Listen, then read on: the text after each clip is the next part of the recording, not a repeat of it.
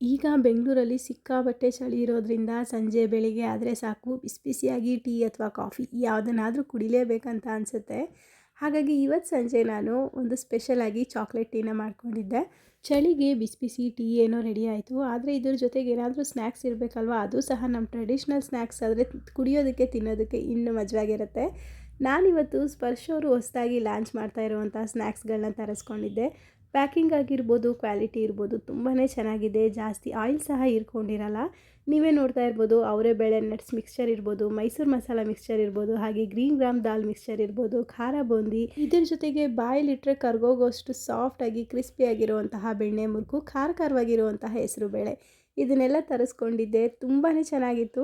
ಎಲ್ಲನೂ ಸಹ ಮೈಲ್ಡಾಗಿರೋದ್ರಿಂದ ಎಷ್ಟು ತಿಂದರೂ ಸಹ ಬೇಡ ಅಂತ ಅನಿಸಲ್ಲ. ಹಾಗೆ 1000 ಲಕ್ಕಿ ವಿನ್ನರ್ಸ್ಗೆ ಪ್ಯಾಕ್ ಒಳಗಡೆನೇ ಗೋಲ್ಡ್ ಕಾಯಿನ್ ಹಾಗೆ ಸಿಲ್ವರ್ ಕಾಯಿನ್ ಸಹ ಸಿಗ್ತಾ ಇದೆ. ಈ ಅವಕಾಶನ ಮಿಸ್ ಮಾಡ್ಕೋಬೇಡಿ. ಪ್ರತಿ ಪ್ಯಾಕೆಟಲ್ಲೂ ಸಹ ಆ ಪದಾರ್ಥಗಳನ್ನ ಕನ್ನಡದಲ್ಲೂ ಸಹ ಮೆನ್ಷನ್ ಮಾಡಿದ್ದಾರೆ. ಇದನ್ನು ನೋಡಿ ತುಂಬಾ ಖುಷಿ ಆಯಿತು. Thank you Sparsh.